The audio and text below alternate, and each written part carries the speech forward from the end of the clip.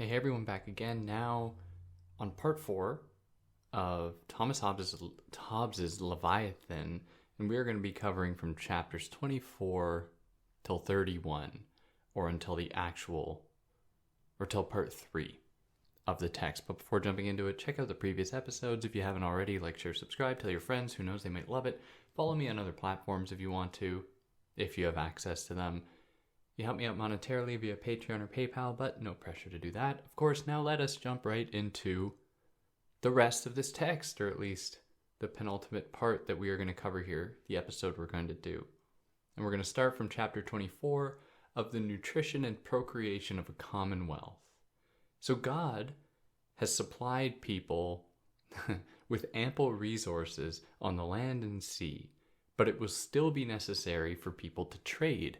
And this is a necessary thing to consider because if we're talking about commonwealths, we're talking about sovereigns, and we're talking about people, chances are they're going to need to trade things. Not everyone has access to everything right immediately in front of them. Now, he's totally clear that at the core of it, God has supplied us with the ability to care for ourselves with the ample resources that are easily found right in front of us.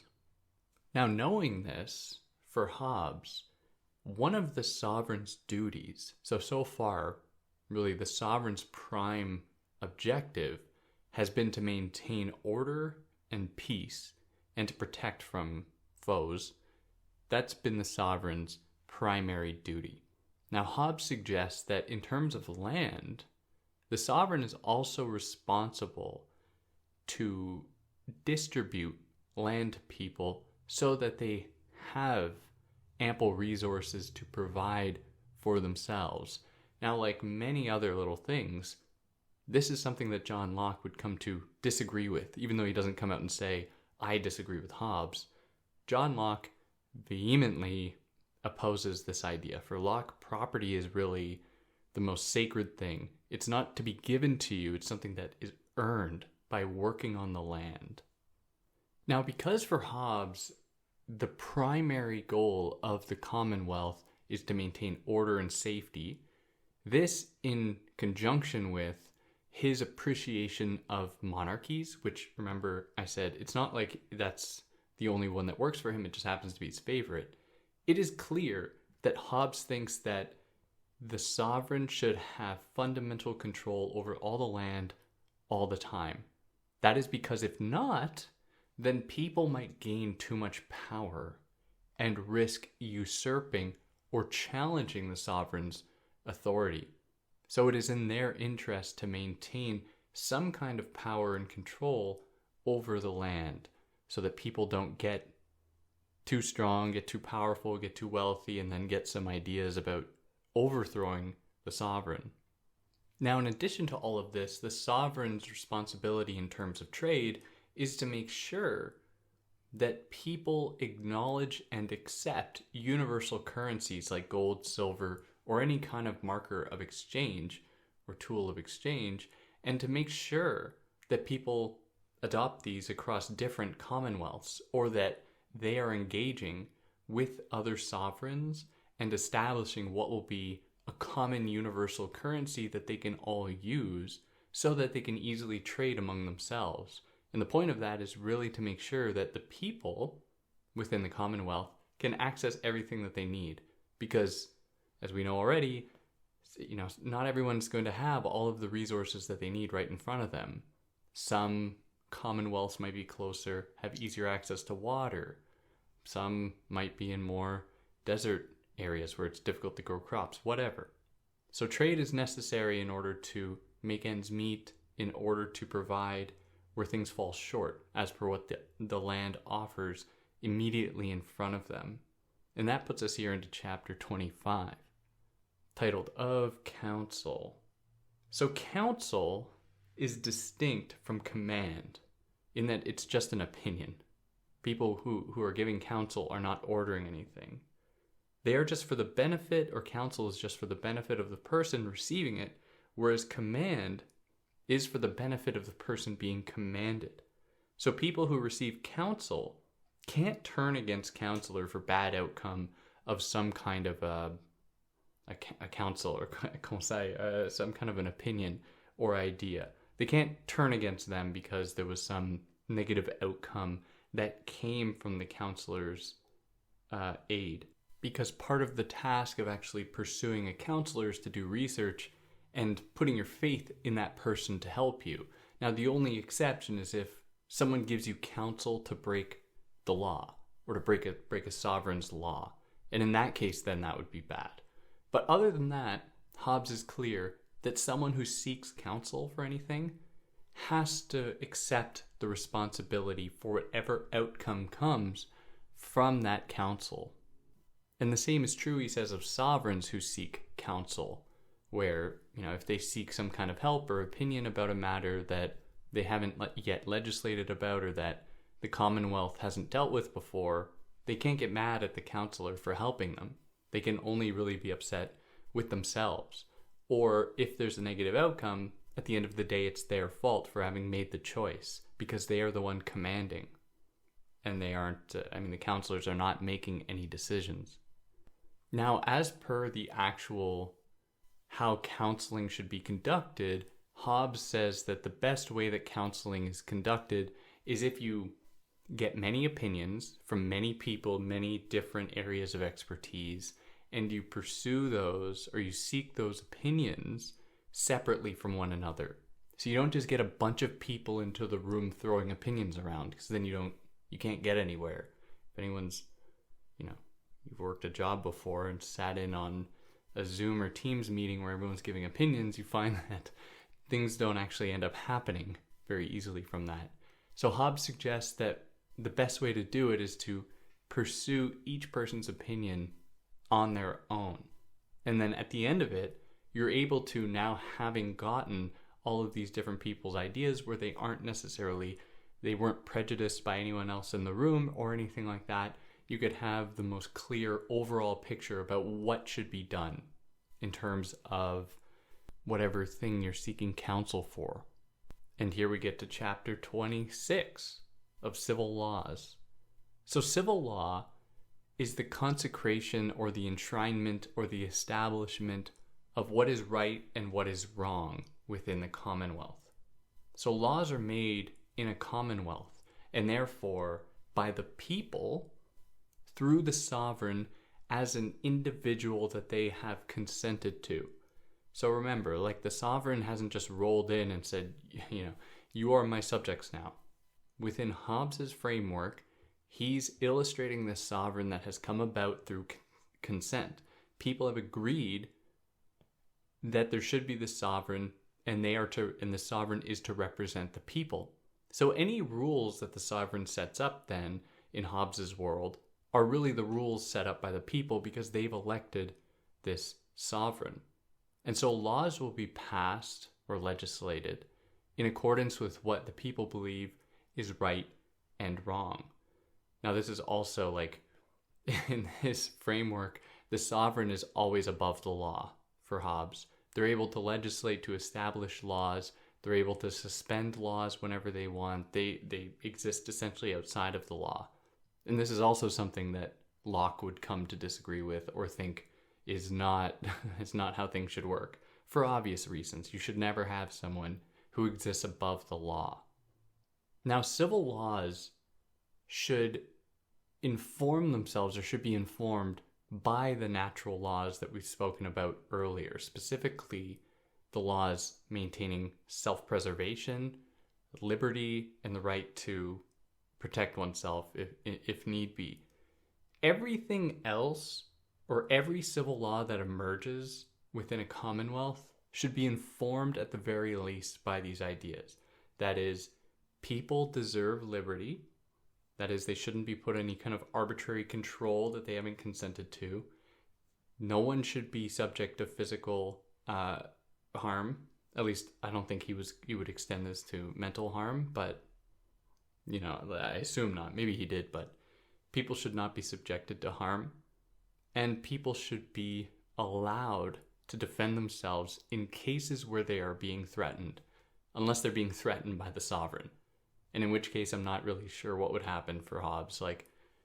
Would this be a Socrates type dynamic where Socrates is like, I'm going to stick by my constitution that, the state is just and I've broken the pact with the state, so therefore I must die. I mean, I don't know. Should people just capitulate if the sovereign doesn't like them? I mean, who knows? Now, laws are never, I don't know of any situation where laws are just one and done, because although I don't know much about this topic, laws across the world, but I assume for the most part, a nation will have their general laws, and then each province, each state, each territory, each town might have its own bylaws, smaller laws. So in such a case, Hobbes is clear that the overall laws of the Commonwealth that are set up by the sovereign are just. Those are correct, can't be denied because they're set up by the people. He says that laws can go wrong, though, when they deal with more local, specific things that are set up just by local judges or magistrates or whatever. In those cases, because they have been legislated not by the sovereign but by some local person just setting up laws, they are then open to fault or making mistakes that could be unjust.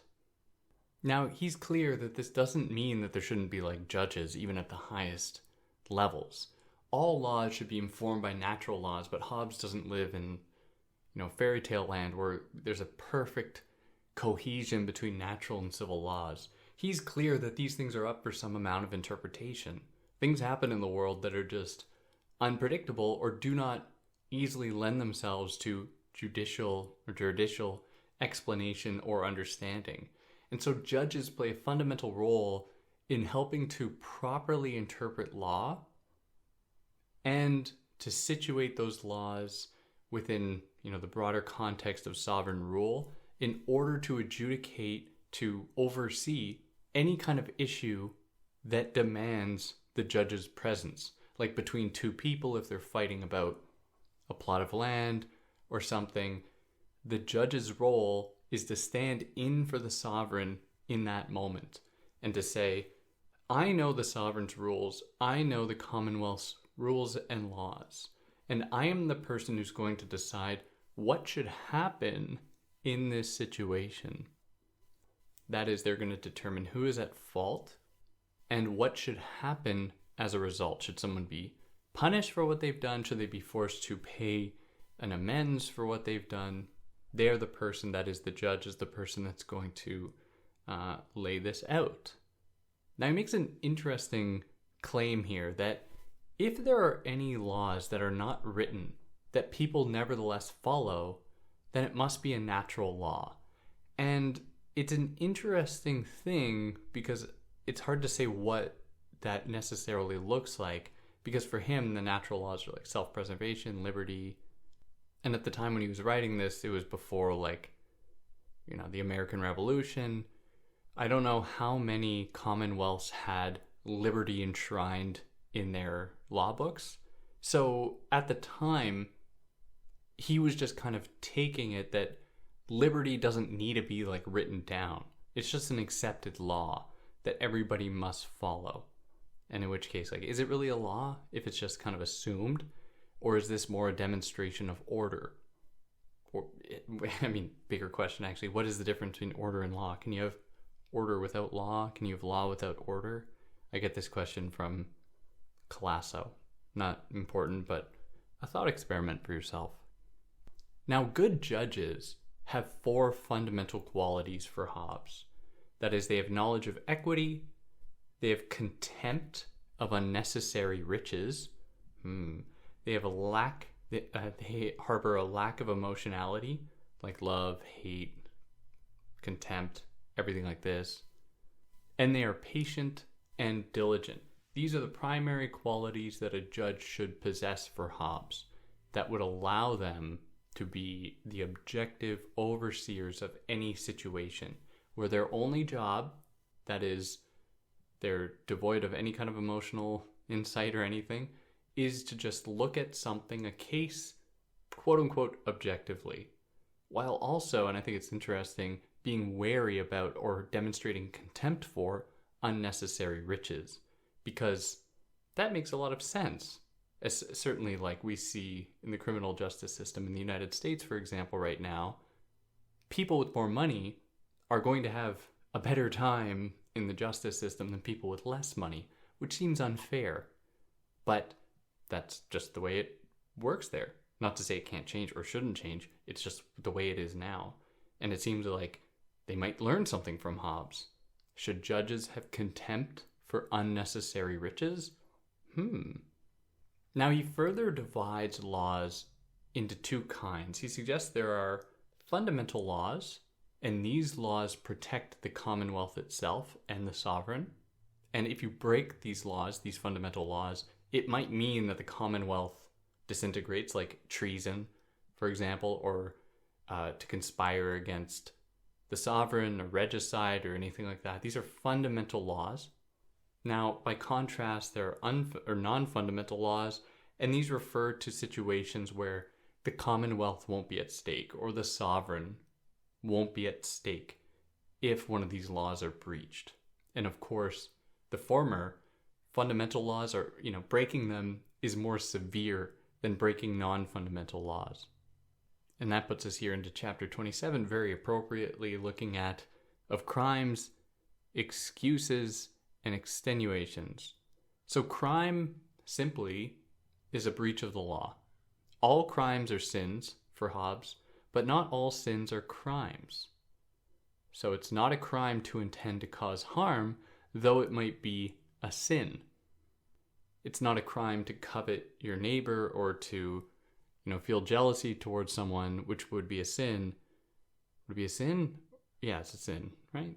No, whatever. But it's not, you aren't breaking the law if you do that. And we're going to get into this more in the next part when we look at his idea about Christianity informing his views of the Commonwealth. But his view of it is like he adheres very much to Scripture. But when he deals with Christian stuff, he tries very hard to see through all of the religiosity of it, like which the wrong way to put it, but he looks beyond the spiritual parts of things and looks at like the material facts within the biblical narrative. Not talking about demons or hell or any of that stuff, because for him that's all just hocus pocus. It doesn't actually inform anything. This has just been the product of some priests trying to persuade the people into fearing God or into fearing doing certain things because they'll go to hell. Like, Hobbes is not buying any of that. He thinks it's just like a sin, and you will be, whatever will happen to you in the afterlife will happen to you for committing sins. But he doesn't think that there's a devil at work here in helping these sins occur. Or at least not a devil in the, popularly understood sense, and sitting in hell and fire and horned, forked tongue and a tail, none of that. So anyways, I digress. A crime is a breach of law, simply enough. So if there are no laws, and if there's no commonwealth, and if there's no sovereign, then there are no crimes. Nothing that anyone does is a crime in any type of setting that is not of the state or under sovereign power. So with this, Hobbes is surprisingly flexible, suggesting that ignorance of laws is a valid defense for newcomers, like people entering a commonwealth, or in cases where laws were not adequately declared or made known to everybody.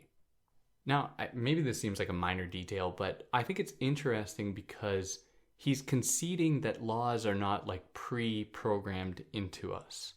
And there are things that must be learned. And if they must be learned, I think it forces us to ask, or encourages us to ask, how much of this is really natural, or how much of submission to sovereign authority is natural, to sovereign law is natural. Because as he says, he likes to say there are these so-called natural laws, self-preservation, liberty, yada, yada, yada. But that is hardly, there's no commonwealth that's just yep, we are the land of self-preservation and liberty. No, they have like 10,000 other laws like that you have to follow in order to make that possible. All of which are just made up. They're just agreed upon social constructs. They do not actually reflect any kind of natural disposition. We aren't born knowing about any of these laws. We have to be taught them. So he's gentle here. So he thinks that somebody just showing up into a new commonwealth should be treated with some amount of sympathy or flexibility if they have not learned the rules of that society yet. However, it would be totally wrong if somebody was like exploited that and was like, okay, I'm going to go to this commonwealth or this nation and impose my views onto them, my understanding of law and justice onto them, because that would conflict with whatever is currently at work in that commonwealth. Moreover, he's clear that ignorance about punishment is no defense. So if you knew that breaking a law was wrong, or like you were breaking a law, you can't say, oh, I didn't know this was going to result in like the death penalty, and then therefore you're off the hook. For him, that doesn't work then, because you knew that you were breaking a law. So people break laws for three primary reasons for Locke. That is, number one, lack of respect for justice and the desire to manipulate that justice. Number two, misguidance by false teachers. Number three, vanity or belief in possessing adequate knowledge of laws through experience alone and not through study. So the first one is easy, lack of respect for justice and desire to manipulate it. You're just, seen as being a vagabond delinquent, I guess, in this type of situation. The second one, referring to misguidance, maybe you've been led astray. Somebody has claimed to speak the sovereign's laws, but they actually aren't, and you believe it, and then you're led astray. I assume that, I don't know what he'd think if people who went through that should be treated more leniently.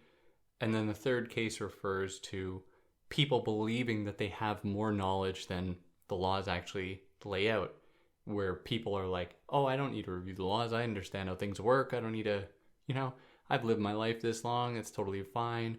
And then they can be led astray by their own faith in themselves, their own belief in their own knowledge. Now, he's clear, though, that people who are mentally ill or children should not be held to the same standard as others. People who are not actually able to follow the laws for whatever physical or psychological reason for Hobbes shouldn't be treated like they were able to for him.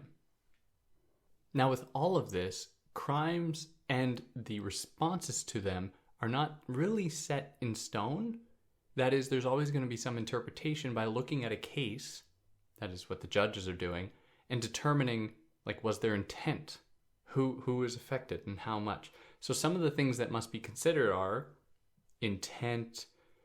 They have to also consider the likelihood of contribution to further crimes. Like if a judge is overseeing a case, they're going to look at it, they're going to look for intent, and they're going to look at whether or not the actions committed are likely to produce copycats or likely to produce more crime, in which case they should treat it more harshly in order to send a message. They have to also consider the harm done by looking at the number of people affected, how many people were affected by the crime, and how many times was it, done, how many different places, and so on.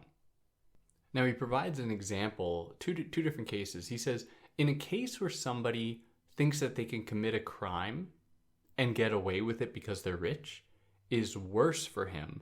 That is a much worse thing to do than to commit a crime and fear what's going to happen to you and fleeing as a result. Now, in our world, I'm in America right now, but in America, it's the other way around, where people who are rich, they get treated so much better, they get pampered in the criminal justice system. If somebody flees because they're too poor to actually defend themselves, or they fear whatever punishment will befall them, that is a much better thing to do. And the reason it's a much better thing to do for Hobbes is because it demonstrates some amount of respect for sovereignty and the sovereign's laws. Because the person who committed that crime still respects those laws and is like, yeah, I'm going to get this punishment because I did this thing. and these laws are going to come after me. I can't beat them. I can't beat these laws. I don't claim to be above these laws. I've done something wrong, and now I'm just going to run. And that's all they're going to do. But the rich person who says, yeah, I'm bigger than these laws. These laws don't affect me.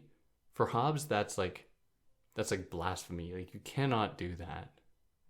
Moreover, for Hobbes, it's much worse to steal from a poor person than a rich person. Because, remember, you have to consider the harm actually done against someone when adjudicating a crime. Which doesn't seem to be the case now. If I steal from someone who's experiencing homelessness or precarious housing, I'm going to be treated much better than if I stole from the Kardashians, for example, or some other rich ding-dong somewhere in LA. Like, what?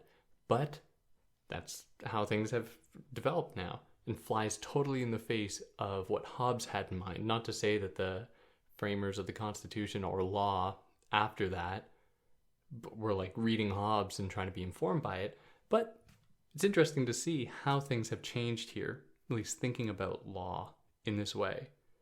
So additionally, it is much more serious to break a law that is one of the fundamental laws that protects the Commonwealth, much more severe than just breaking a law by harming another person.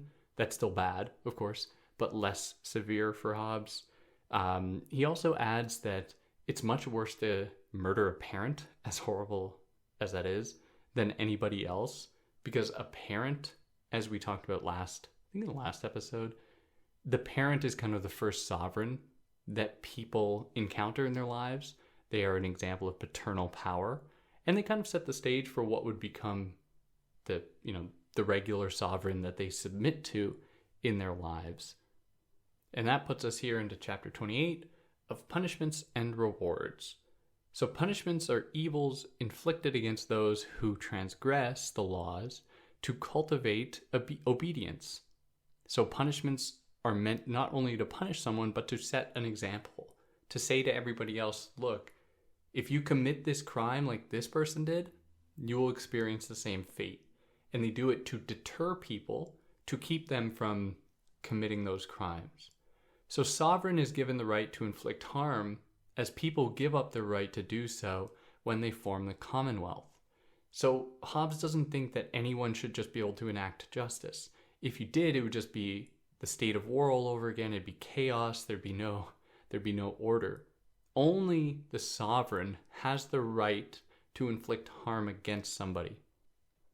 And these punishments can assume many forms. It can be physical punishment, imprisonment, death sentence, fines, and so on. So it is unjust to punish the innocent unless they are foreign, and their punishment would be good for the Commonwealth, as Hobbes suggests. For the Commonwealth is the final good. Defending it is the core of what is considered to be just in Hobbes's eyes. And anybody who poses a challenge to that Commonwealth should expect to be punished. So the sovereign and the Commonwealth do not only punish people, they also like to reward people with salaries and gifts who actually do well. So in cases where the sovereign gives reward to someone that they fear, this is not a gift nor a salary, but it is a sacrifice. For example, if a sovereign is worried about a neighboring commonwealth, a neighboring sovereign, they might give them a gift out of fear that they'll if in order to avoid that person then invading them or something. In that case, it's a sacrifice. It's to propitiate some kind of another figure, to appease them. Now, all of this demonstrates that the Commonwealth and the sovereign power need to be defended. They need to be protected. They are under constant threat by enemies, foreign and domestic. And so these laws are set up to maintain it, to keep it alive and to keep it safe. And that puts us here into chapter 29. Of those things that weaken or tend to the dissolution of a commonwealth. So the first threat is born out of the belief that less power is needed than actually needed to defend the commonwealth from foreign and domestic threats. So that's a case where the commonwealth might be weakened. So the sovereign thinks, oh, we're good. We don't need to invest in our military. We don't need to invest in people having arms to defend themselves from invaders. Like, we don't need any of that. That's totally fine. This might actually prove to be a problem in a case where the Commonwealth is actually attacked. Or perhaps the Commonwealth thinks that they don't need to write down every single law or adjudicate everything. And these things, the accumulation of many breaches of the law, even non-fundamental ones, will eventually erode people's faith in the Commonwealth. And then there are cases where people are seditious, they try to usurp, to overthrow the sovereign. And of course, that's not good for sovereign power, and that's not good for the Commonwealth. People who believe that they are more just than the sovereign, they are more just than the Commonwealth. They see themselves then as being above it. This poses a fundamental threat and risk to the Commonwealth. And then there's situations where there's people who think that they should be the sovereign. They are the ones that are the most just. But that, of course, can never happen unless it was done by the consent of everyone else. Which, actually, no, because their consent was given to that first sovereign. So, yeah, that couldn't happen. And it would be bad for the Commonwealth, obviously. Another potential threat emerges when the sovereign is made subject to civil laws. Because, as we said earlier, the sovereign exists above laws. If they are subject to laws, then they no longer occupy this transcendent position of being above everybody else and therefore calling the shots and being responsible for everyone. If they are held on the same level as everyone, then they are just the same as everyone, and then you fall into a state of war again. You need this hierarchy for Hobbes, where the sovereign is at the absolute top and the subjects exist underneath it. Another threat is if people view their property and riches as purely their own, and not as existing as part of and underneath within a commonwealth. And in such cases, because they believe that everything that is theirs is truly theirs, they will just accumulate more and more power and wealth and eventually overthrow the sovereign. And then the final threat that he considers is the case of a divided sovereignty, where there are too many powers that infiltrate, too many cooks in the kitchen, and so you have the state of war at the level of sovereignty. Perhaps it splits into two different commonwealths, and then you have pure chaos. None of that works for Hobbes. Now, he sees, of all the people, like we've already mentioned, he did not have a very good view of a very rosy image, understanding, appreciation for the Greeks. And he repeats that here to say that of all of the people in history, of all the philosophers, he thinks that the Greeks were the most harmful to his idea of the Commonwealth, of Leviathan, because of I think the term is their tyrannophobia. That is, the Greeks didn't like tyranny, they liked democracy. The Athenian Greeks liked democracy, at least on paper. And so he thinks that that's a fundamental problem, because for him, the Commonwealth can look many different ways. It doesn't need to just be a democracy as they would appreciate it. And because they input this vision onto everybody, what they do is they limit, or what they're doing, or what they've done, is limit people's opportunity to actually embrace different kinds of commonwealths that would actually be best for them, like a monarchy or aristocracy. And then some other threats that he gives us include lack of funds, and the Commonwealth becomes too poor. Oh, nice, lovely truck. Lovely truck. Some community members getting too popular, growth of towns or corporations above that of sovereign power, insatiable growth of Commonwealth that grows too big to actually govern, lack of public trust due to lost war. All of these things pose risks to the sovereign, to the Commonwealth. And here we get chapter 30. Of the office of the sovereign representative. So the sovereign is responsible for the well-being of their people, and they take on all the risks and all the benefits of that role. So the sovereign's primary duty is to maintain order and obedience, as I think we've already made really clear. And this is true of all governments. People must be taught not to worship any other figures than the sovereign in the way that they worship the sovereign. And God, of course, and God. And they have to be taught not to speak ill of the sovereign, and they have to be taught the rules and laws and the connection between sovereign and divine power. These things are all connected.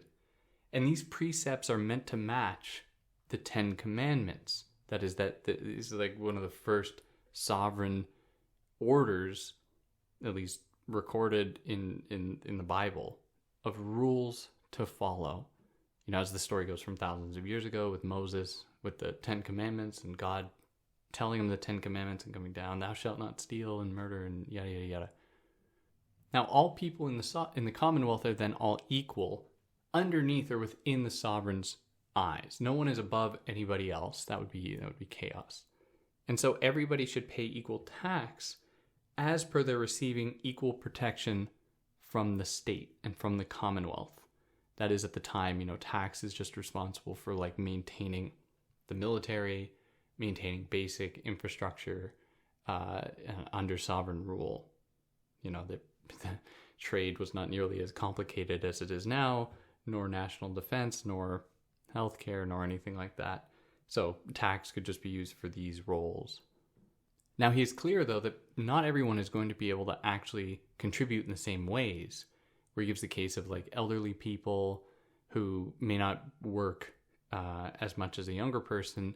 They should still receive protection and care from the state, and tax is meant to fill that in. Additionally, all laws, punishments must be made adequately clear so that people know what the stakes are if they break any of the laws. And yeah, that puts us into chapter 31 of the kingdom of God by nature, which will be a nice little teaser for the next part when he considers the Christian commonwealth.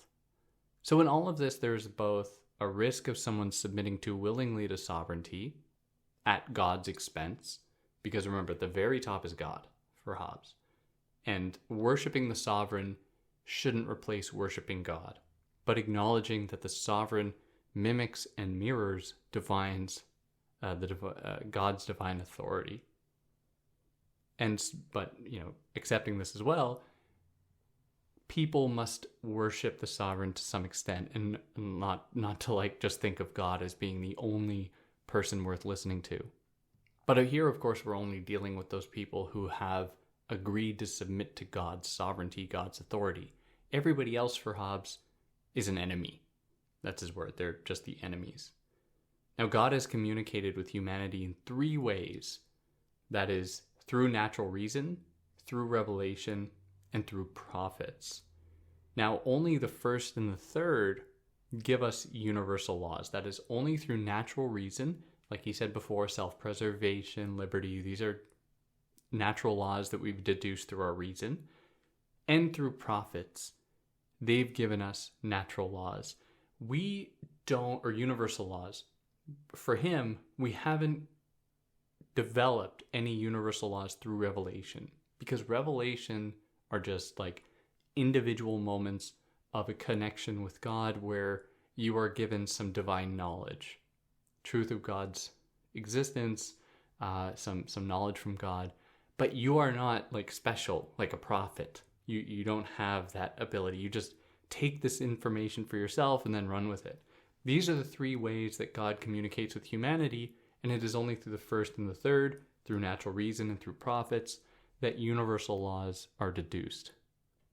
Now here when he refers to 1 and 3, he's really specifically looking at Judaism and the Jews because of their direct connection with God out of, you see in the Bible, from Moses to all of the kings that would follow Moses, all of the sovereign figures like David and Saul and Samuel. Was Samuel a king? Whatever. All these people that would follow afterwards. Now, God's natural laws found in nature are equity, justice, mercy, and humility. These are the natural laws that are apparently found in nature beyond just self-preservation and liberty. Are all people equal in nature, though? Is there justice in nature? Is there mercy in nature? Is there humility? I mean, I'll leave that up to you to decide. I don't think so, but it's there, at least in our understandings of these terms. He then clarifies that God's attributes are as follows. God is the creator of the world. God is infinite, a big claim. God is singular, another big claim. And God is indivisible, another big claim. These are things that people have come to challenge, certainly. Like, even biblically, are these things true? Is God truly infinite, singular, indivisible? Do we find that in the Bible? Do we find it in philosophy of religion? I mean, not really, but this is Hobbes' idea. It's one of many different possible understandings of God. So because God's laws are natural, so too then are the punishments that accompany those laws, or that are the result of those laws. So for example, he says that intemperance is met with disease. Rashness is met with mischance. Injustice is met with retaliation. Cowardice is met with oppression, etc.